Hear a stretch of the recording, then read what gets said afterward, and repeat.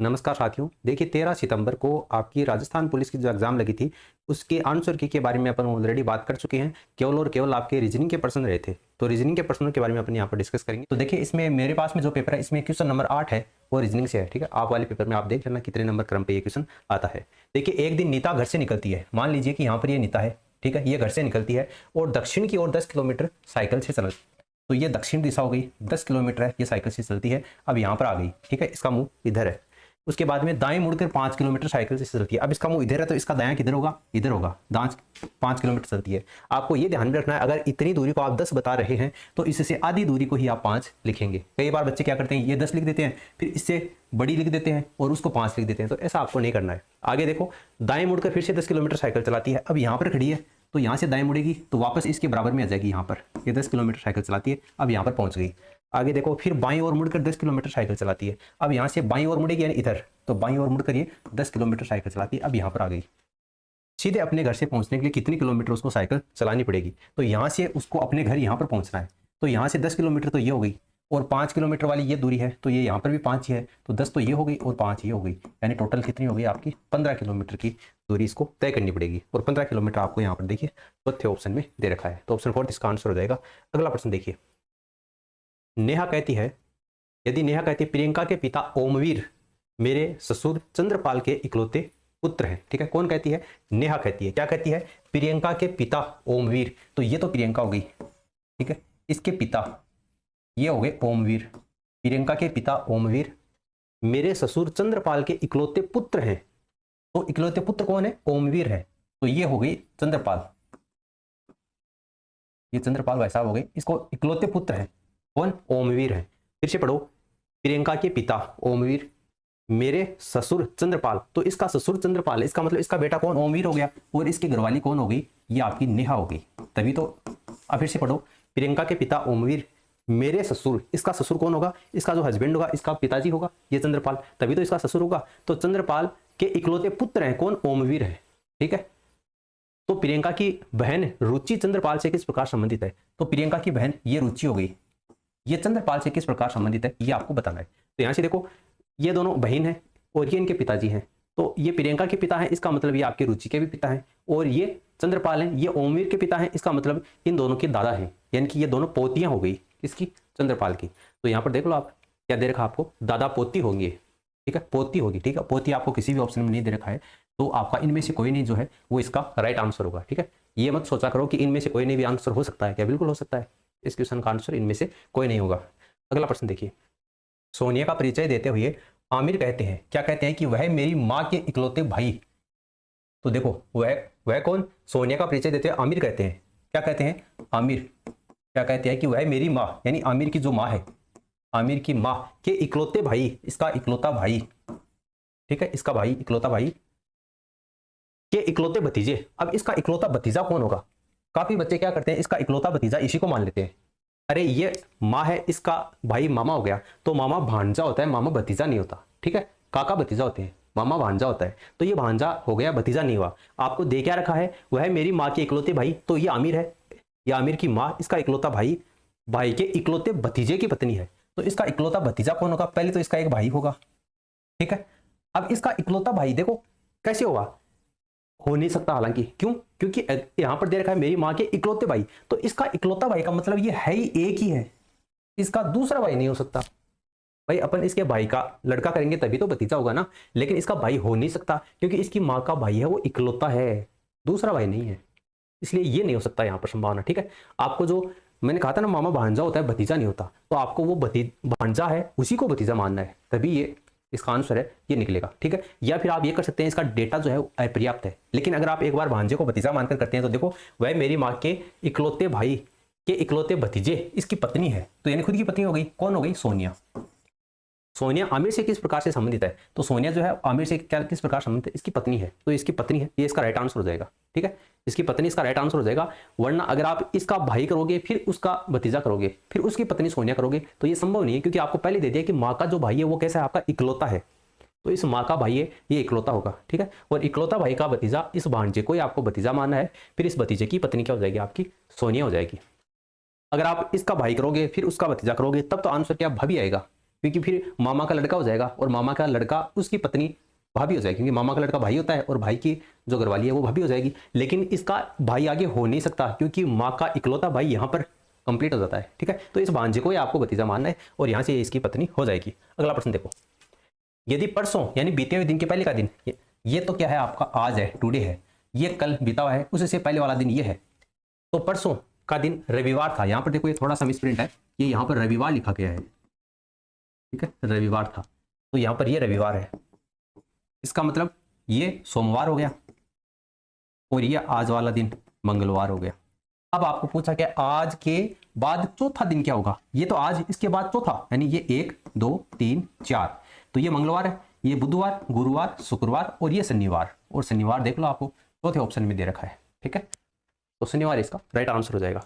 अगला प्रश्न देखो, नीचे आपको एक कथन दिया गया है और 2 निष्कर्ष दे रखे हैं। भारत के गौरवशाली अतीत का सबसे अच्छा सबूत पश्चिम में जो आयुर्वेदिक दवाएं हैं उसकी बढ़ती लोकप्रियता, ये भारत के गौरवशाली अतीत का महत्वपूर्ण उदाहरण है। ये आपको कथन दे रखा है। अब देखो निष्कर्ष, आयुर्वेदिक दवाएं भारत में लोकप्रिय नहीं है। इस कथन से ये निष्कर्ष निकलता है क्या? बिल्कुल नहीं निकलता है कि भारत में आयुर्वेदिक दवाएं लोकप्रिय नहीं है इसलिए थोड़ी बढ़ रहा है पश्चिम में आयुर्वेदिक दवाओं का प्रचलन, ये गलत है। एलोपैथिक दवाएं भारत में अधिक लोकप्रिय हैं, ये जो निष्कर्ष है वो भी इस कथन से स्पष्ट नहीं निकलता है। तो ना तो कथन फर्स्ट और ना ही सेकंड यहाँ पर अनुसरण करता है। ऑप्शन जो फर्स्ट हो जाएगा ये इसका करेक्ट आंसर होगा। अगला प्रश्न देखो, अमित सोनिया का भाई है। ये जो अमित है, ये अमित, ये भाई है, किसका है? ये सोनिया का भाई है, ये सोनिया का भाई है। ज्योति निकिता की बहन है, ये ज्योति है और ये बहन है इसकी, निकिता की बहन है, ज्योति निकिता की बहन है। सोनिया सतीश के पिता की बेटी है। सोनिया जो है ये सतीश के पिता की बेटी है। अरे सतीश के पिता की बेटी है, इसका मतलब ये सीधा सा मतलब हो गया कि सतीश और सोनिया के आपस में भाई बहन है, तो ये सतीश हो जाएगा, SATISH। सोनिया जो है वो सतीश के पिता की बेटी है, यानी इसका जो पिता कौन हो गया आपका, कोई भी है, आपको उसका नाम नहीं दे रखा है, तो सतीश का पिता, इसका भी पिता हो गया और इसकी बेटी क्या हो गई आपकी? सोनिया हो गई। निकिता कविंदर की बेटी है। जो निकिता है ये किसकी बेटी है? ये कविंदर की बेटी है, कविंदर की बेटी है। ज्योति अमित की माँ है। ज्योति जो है ये ज्योति, ये इस अमित की माँ है, तो यहां पर आ जाएगी आपकी ज्योति, ये माँ हो जाएगी अमित की, और ये जो निकिता है ये यहां पर आ जाएगी। ठीक है, और ये कविंद्र है, ये यहां पर आ जाएगा। ठीक है, इसको मिटा देते हैं अपने यहां से। इस तरीके से डायग्राम बनेगा आपका। ये मुकेश निकिता की इकलौती बहन का पति है। मुकेश जो है, मुकेश कहां पर है आपको देने रखा है, मुकेश जो है वो निकिता की इकलौती बहन। निकिता इसकी इकलौती बहन कौन? ज्योति। तो ज्योति का पति कौन हो गया आपका? मुकेश, ये मुकेश हो गया। ठीक है, मुकेश निकिता की इकलौती बहन का पति है। अब आपको बताना है सतीश कविंद्र से किस तरह से संबंधित है। ये जो सतीश है ये इस कविंद्र से किस तरह से संबंधित है ये आपको बताना है। तो यहां पर देखो ये सतीश लड़का है, तो सतीश, सोनिया, अमित तीनों भाई बहन है। इतना तो इस क्वेश्चन से स्पष्ट हो रहा है, अपने लिखा भी इस तरीके से है, सतीश, सोनिया, अमित तीनों भाई बहन है। अब देखो ये ज्योति है, ये अमित की माँ है, क्वेश्चन में आया था ना ज्योति अमित की माँ है, तो ये ज्योति अमित की माँ है, इसका मतलब ये सतीश की भी माँ है। सीधी सी बात हो गई, तो ये सतीश की माँ हो गई। और ये प्लस वाला जो है ना इनका पिता, ये इनका पिता, ये मोहिती है। ठीक है, मुकेश ही है, यहाँ से स्पष्ट हो जाता है क्योंकि इसका हस्बैंड होगा और इसका हस्बैंड अपने यहाँ पर लिखा था, तो ये मुकेश हो गया जो कि ज्योति का हस्बैंड है। देखो ये जो मुकेश है ना ये सतीश का भी पिता है, सोनिया का भी पिता है, अमित का भी पिता है। ये ज्योति है ना ये इन तीनों की माता है। अब आगे देखो ये इनकी माता, सतीश की माता कौन हो गई? ज्योति। ज्योति की बहन निकिता, तो सतीश की क्या हो गई? ये मौसी हो गई। अरे ये दोनों बहनी तो हैं, तो ये निकिता का पिता कविंद्र है, इसका मतलब ये ज्योति का पिता भी कौन हो गया? कविंद्र हो गया। और निकिता की, ये सतीश की माँ कौन है? ज्योति है। अरे कहने का मतलब सीधा सा नाना हो गया। ठीक है, और नाना द्वैता होता है, तो ये नाती हो गया। सतीश जो कविंद्र से किस तरह से संबंधित है, इसका ये नाती हो गया। ठीक है, नाती ऑप्शन सी में दे रखा है, ये इसका आंसर हो जाएगा। अगला प्रश्न देखिए, उस बॉक्स को चुनिए जो दिए गए कागज की शीट के समान है। यानी इन चारों में से कौन से ऐसे बॉक्स हैं जिनको ओपन करते हैं अपन तो ऐसी आकृति संभव है। देखो यहाँ पर इस प्रकार की आकृति होती है, इसमें देख लो अगर आपको ये वाला जो है ना यहाँ पर इन दोनों में से एक ही आकृति आपको दिखाई देगी। ठीक है, अगर आप बंद करोगे तो इन दोनों में से एक ही आकृति दिखाई देगी, यानी इसके अपोजिट में ये है। ठीक है, अब ये वाला है, इसके अपोजिट में ये आएगा, यानी कि ये जो वर्ग है इसके अपोजिट में आपको ऐसा आएगा, यानी इन दोनों में से एक ही आकृति आपको दिखाई देगी। और ये बीच वाला जो वर्ग है, बीच वाला वर्ग है, इसके अपोजिट में ये चारों आएंगे, ये चारों। ठीक है, यानी ये आपका इस तरीके से वर्ग बनेगा। दो तो खाली हैं, यानी आधा तो खाली होगा, और ये आधा आधा भरा हुआ है, यानी इधर वाला पार्ट है ये बढ़ जाएगा, है ना, इस तरीके से।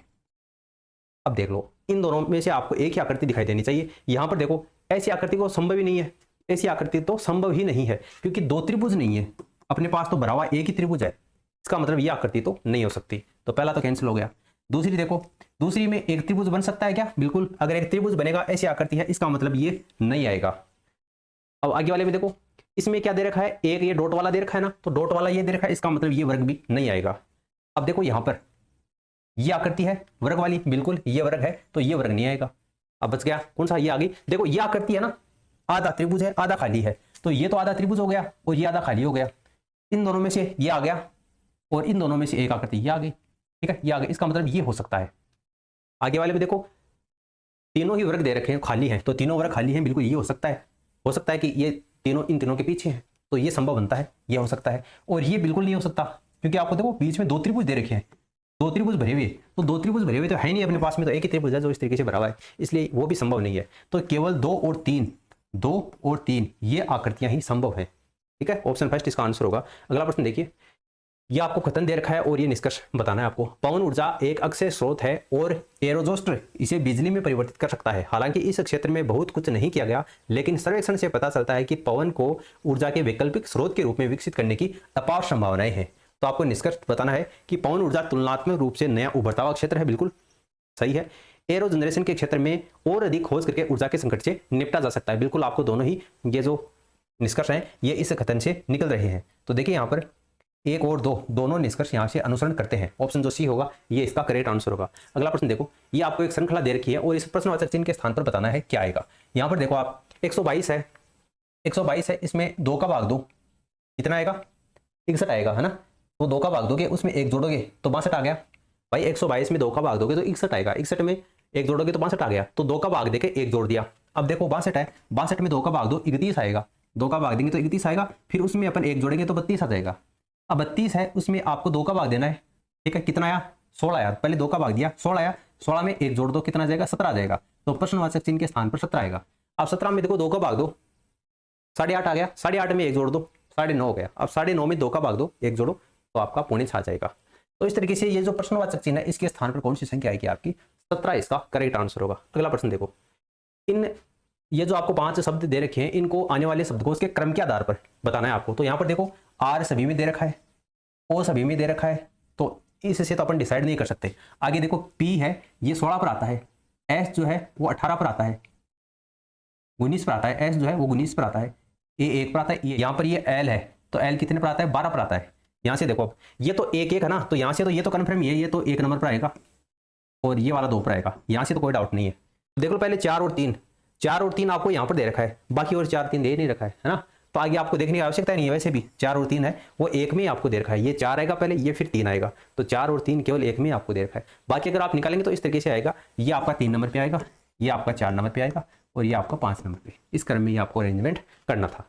अगला देखो यहाँ पर कौन सा आरेख पृथ्वी समुद्र और सूर्य के बीच सबसे अच्छा संबंध दर्शाता है। तो यहाँ पर देखो ये हो जाएगी पृथ्वी और इसके अंदर ये हो जाएगा आपका समुद्र और ये हो जाएगा आपका सूर्य, ठीक है। इस तरीके से आपका जो ऑप्शन 4 है ये इसका करेक्ट आंसर रहेगा। अगला प्रश्न देखो, यदि 18 मार्च बुधवार है तो 1 मार्च को क्या होगा, 18 मार्च को बुधवार है 1 का पूछा है, तो 17 बच गए, 17 में 7 का भाग दोगे तो 7 दूनी 14 और 3 बचेंगे, ठीक है। 18 को बुधवार है तो 1 को क्या होगा, तो 18 में से 3 माइनस कर दो, तो 18 को बुधवार है, इसका मतलब बुधवार से 1 कम करोगे तो कितना आ जाएगा, मंगलवार आ जाएगा, 2 कम करोगे तो सोमवार आएगा और 3 कम करोगे तो क्या जाएगा, रविवार आ जाएगा, और रविवार आपको चौथे ऑप्शन में दे रखा है। अगला प्रश्न देखो, एक आकृति दे रखी है, इस प्रश्नवाचक चिन्ह के स्थान पर कौन सी संख्या आएगी वो आपको बताना है। देखो इसमें कौन सा नियम फॉलो किया गया है, 4 5 और 6, तो 4 और 5, 4 और 1 क्या होते हैं 5 होते हैं, 5 में आप 1 जोड़ोगे तो कितना हो गया 6 हो गया। अब देखो 2 और 3 ये इस तरीके से है, 4 + 1 5 हो गया, फिर उसमें 1 जोड़ दिया तो 6 आ गया। अब देखो 1 और 2 ये 1 + 2 कितने हो गए 3, अब 3 में 2 जोड़ दिए तो 5 आ गए, ये 5 आ गया। अब देखो 3 और 2, 2 + 3 कितने हो गए 5, 1 जोड़ा 2 जोड़ा, अब 3 जोड़ना है, 5 और 3 कितने हो गए 8, तो ये आपका 8 आ गया। अब ये 4 और 3, तो ये 3 और 4 कितने हो गए 7, अब देखो 1 2 3 4 जोड़ना है, तो 4 4 8 9 10 11, इस तरीके से आपको 11 आएगा इस प्रश्नवाचक चिन्ह के स्थान पर, और 11 आपको देखो दूसरे ऑप्शन में दे रखा है।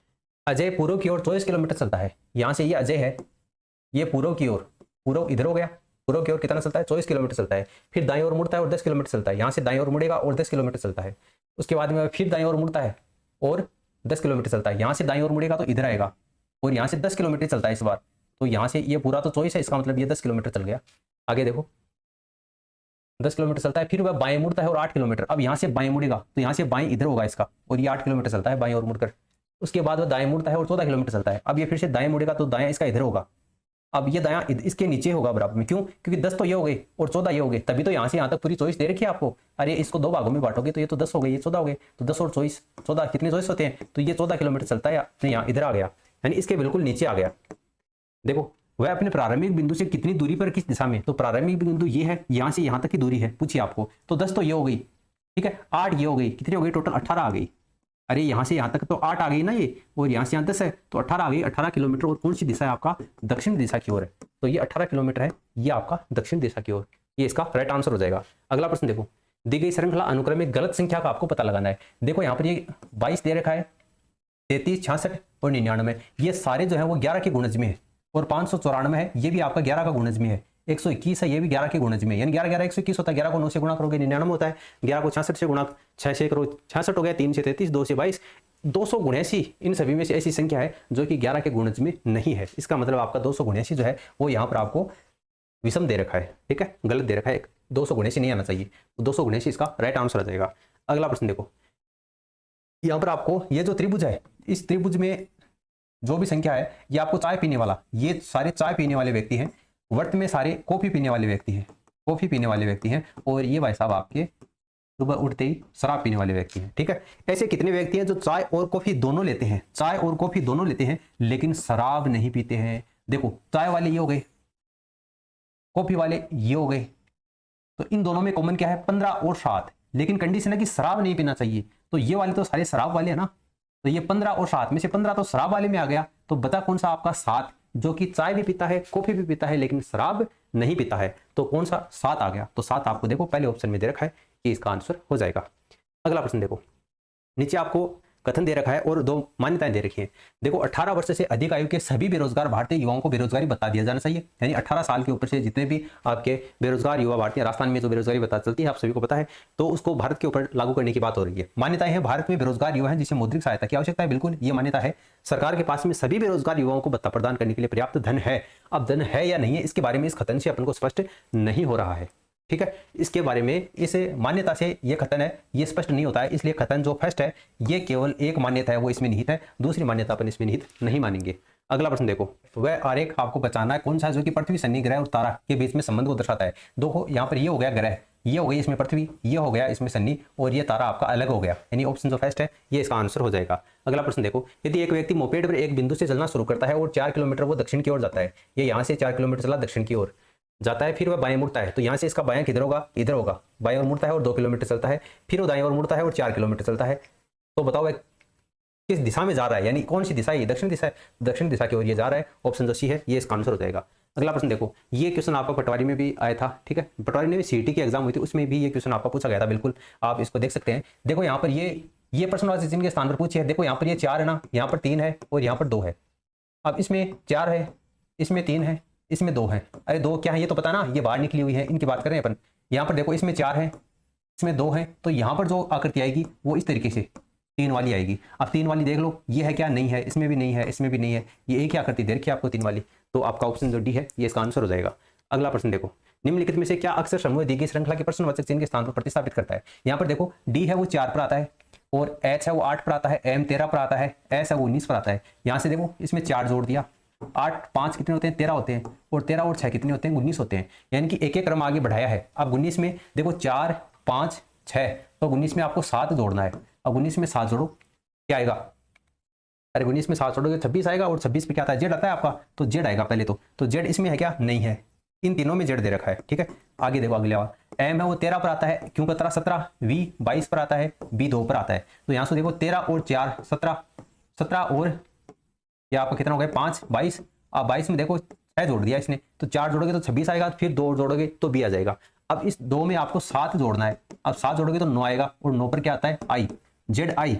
जेड आई यहाँ पर दे रखा है, यहाँ पर भी नहीं है, यहाँ पर भी नहीं है, तो ऑप्शन आपका जो डी है ये इसका आंसर हो जाएगा, ठीक है। जेड आई जी और यूं आएगा। अगला देखो यहाँ पर, नीचे दिए गए 3 खतरों में से पहले 2 खतरों के आधार पर तीसरा खतरा सत्य है या असत्य है ये आपको बताना है। यानी तान्या एरिक से बड़ी है, पहले 2 खतरों के आधार पर तीसरे की जांच करनी है अपन को। तो तान्या, ये जो तान्या है ये किससे बड़ी है? ये एरिक से बड़ी है। यानी एरिक जो है वो तान्या से छोटा है, क्लिफ तान्या से बड़ा है। यानी क्लिफ जो है वो तान्या के ऊपर आएगा, क्लिफ जो है वो तान्या से भी बड़ा है। यानी इस क्रम में है ये, ठीक है।